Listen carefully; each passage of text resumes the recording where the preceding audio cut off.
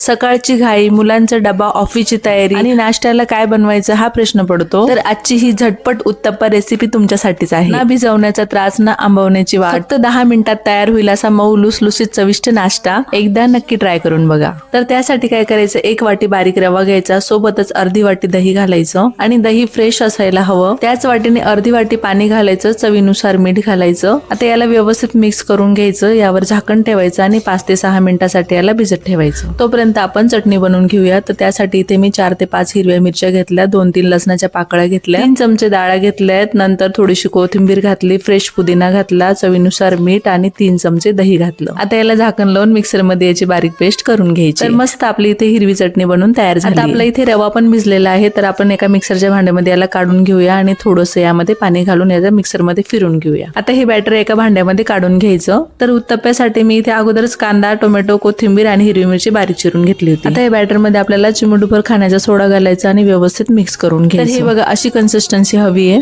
Pan गरम झालं की पळीने असं बॅटर ओतायचंय, मी दाखवते अशा पद्धतीने। आता लगेच त्यावरती कांदा, टोमॅटो, कोथिंबीर आणि थोडीशी बारीक चिरलेली हिरवी मिरची घालायची। आता यावर झाकण ठेवून मिनिटभर याला होऊ द्यायचंय। नंतर यावरती 1 चमचा तेल टाकायचं आणि पलटून घ्यायचं। दुसऱ्याही बाजूने याला असं दाबून घ्यायचं आणि मिनिटभर होऊ द्यायचंय। तर मस्त आपल्या इथे मऊ लुसलुशीत उत्तप्पा बनून तयार झालाय। रंग बघा ना काय सुरेख दिसतोय। मग हा नाश्ता तुम्ही घरी एकदा नक्की ट्राय करा आणि तुमचा अनुभव मला कमेंट मध्ये नक्की सांगा। नवीन असाल तर चॅनलला सबस्क्राईब करायला विसरू नका आणि एक लाईक नक्की करा।